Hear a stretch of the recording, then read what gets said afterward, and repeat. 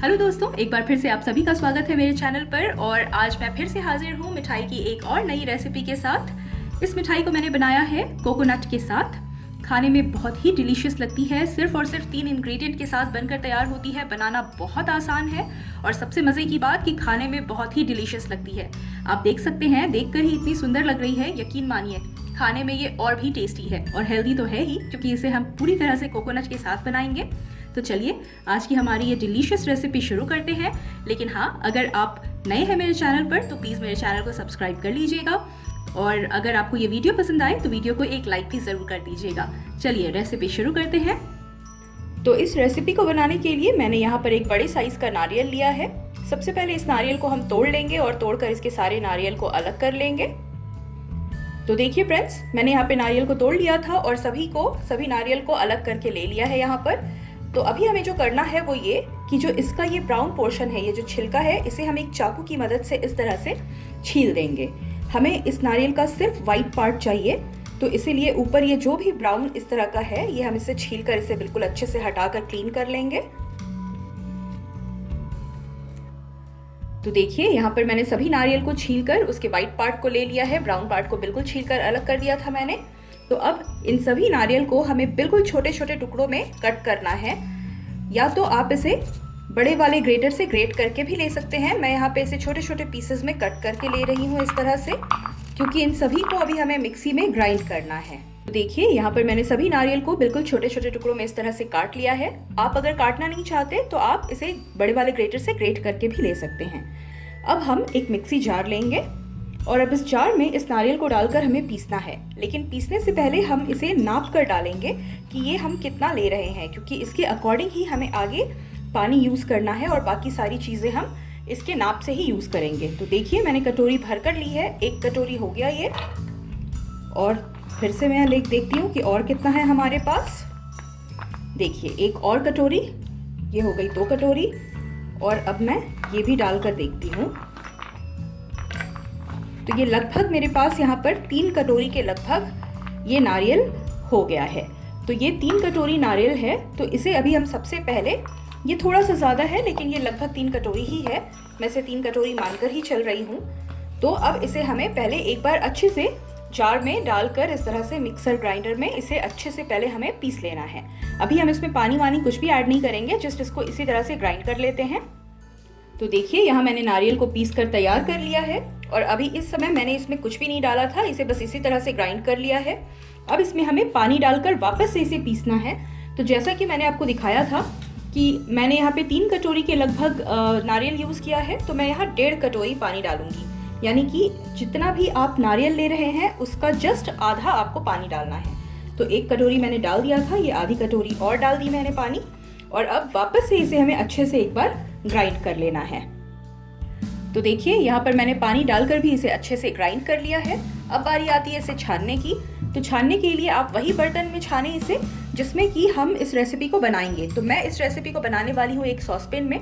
तो मैंने यहाँ सॉसपेन ले लिया है और एक छन्नी ले ली है। अब इसी छन्नी में हम इसे अच्छे से छानेंगे। तो चलिए थोड़ा थोड़ा इस तरह से मैं एक बड़े चम्मच से इसे निकालती जाऊंगी इस तरह से और इसमें डालती जाऊंगी। और उसके बाद इसे अच्छे से इस तरह से प्रेस करते हुए, देखिए आपको दिख रहा होगा कि ये नीचे जो है वो हमारा कोकोनट मिल्क निकल रहा है। तो इसी तरह से इसे बिल्कुल दबाते हुए, अच्छे से प्रेस करते हुए हम सारा कोकोनट मिल्क इस सॉसपेन में इकट्ठा कर लेंगे।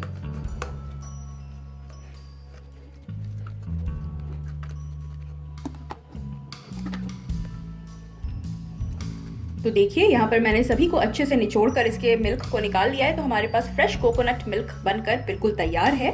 अगर आप इतनी मेहनत नहीं करना चाहते और टाइम बचाना चाहते हैं तो मार्केट में भी आपको कोकोनट मिल्क आराम से अवेलेबल है। आप चाहें तो खरीद कर उसे भी यूज़ कर सकते हैं इस रेसिपी के लिए। आप इतनी मेहनत से बच जाएंगे। और ये जो कोकोनट हमारे पास बच गया है, निकालने के बाद इसे आप फेंके नहीं, इसे आप चाहें तो ड्राई करके डेसिकेटेड कोकोनट भी बना सकते हैं। अदरवाइज आप इसे चटनी बनाने में यूज़ कर सकते हैं। तो चलिए अब हम अपना नेक्स्ट प्रोसेस कर लेते हैं। तो अब नेक्स्ट प्रोसेस के लिए मैंने एक कटोरी ली है और इस कटोरी में मैं आधी कटोरी कोकोनट मिल्क ले रही हूँ। और अब इस कोकोनट मिल्क में मैं 2 बड़े चम्मच कॉर्नफ्लावर ऐड करूँगी। ये 2 बड़े चम्मच है। इसे डालकर अच्छे से हमें इसे बिल्कुल अच्छे से इसका एक घोल बनाकर तैयार करना है। मैंने फोक की मदद से मैं इसे घोल बना रही हूँ, आप चाहें तो चम्मच की मदद से बना लें, कोई परेशानी नहीं है। इस तरह से धीरे धीरे इसमें ऐड करते जाएंगे और इसे अच्छे से इसका घोल बनाकर तैयार करेंगे। तो देखिए यहाँ पर मेरे पास कोकोनट मिल्क और कॉर्नफ्लावर का घोल बनकर अच्छे से तैयार है। इसे हम रख देंगे साइड में। और अब ये जो कोकोनट मिल्क हमने सॉसपैन में रखा हुआ है, इसमें हम ऐड करेंगे चीनी। तो जिस कटोरी से मैंने सारा मेजरमेंट किया था, उसी कटोरी से मैं आधी कटोरी चीनी इसमें डाल रही हूँ। आप चीनी की क्वांटिटी कम या ज़्यादा कर सकते हैं अपने हिसाब से, जैसा आपको मीठा पसंद हो। एक बार इन सभी को अच्छे से मिक्स कर लेते हैं। चलिए अब चलते हैं इसे बनाने के प्रोसेस में। तो यहाँ पर इसे पकाने के लिए मैंने इसे गैस पर चढ़ा दिया है और अब गैस का फ्लेम मैं कर रही हूँ मीडियम। और मीडियम फ्लेम पे इसे हमें तब तक पकाना है जब तक कि इस पर एक उबाल ना आ जाए। तो देखिए यहाँ पर इसे पकाते हुए मीडियम फ्लेम पे मुझे 2 मिनट हुए हैं और इस पर एक बहुत अच्छा उबाल आना शुरू हो गया है। इसी समय पे मैं गैस का फ्लेम बिल्कुल लो कर दूंगी और अब हमें आगे का सारा प्रोसेस लो फ्लेम पे ही करना है। अब इसी समय पे मैं इसमें धीरे धीरे करके ये जो हमने बना के रखा हुआ था कॉर्नफ्लावर का मिक्सचर, यहाँ पे ये हम इसमें धीरे धीरे डालते जाएंगे। और जब हम इसमें डालेंगे तो हमें इसे कंटिन्यूअस इस तरह से स्टर करते रहना है, रुकना नहीं है। हम हिलाना, इसे मिलाना बिल्कुल भी नहीं रोकेंगे। कंटिन्यूअस इसे इस तरह से हम स्टर करते रहेंगे इसे डालने के बाद। और अब लो फ्लेम पे ही इसे हमें 2 मिनट तक अच्छे से पका लेना है, जब तक कि ये थोड़ी थिक ना हो जाए। तो देखिए इसे मैंने 2 मिनट के लिए अच्छे से पका लिया है यहाँ पर। और अब देखिए इसका टेक्सचर आप देखकर आप समझ आ रहा होगा, हल्का सा ग्लॉसी है और बिल्कुल स्मूथ टेक्सचर। इसी तरह से हमें इसी तरह की थिकनेस चाहिए। आप देख सकते हैं थिकनेस, बस इसी तरह की थिकनेस हमें चाहिए। अब मैं गैस को कर रही हूँ ऑफ। चलिए अब इसे फटाफट से हम मोल्ड में डालते हैं।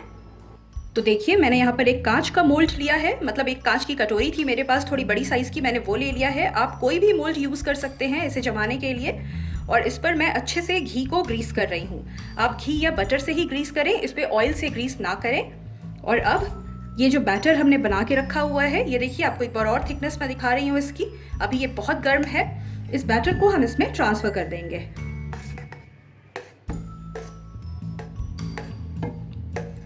तो देखिए यहाँ पर मैंने सभी बैटर को इसमें डाल दिया है और एक बार हल्के से इस तरह से टैप कर लेंगे।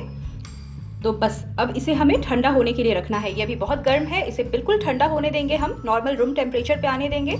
और एक बार ये नॉर्मल रूम टेम्परेचर पे आ जाए उसके बाद इसे हम फ्रिज में रख देंगे 2 घंटे सेट होने के लिए। चलिए एक बार ये सेट हो जाए उसके बाद मैं आपको दिखाती हूँ।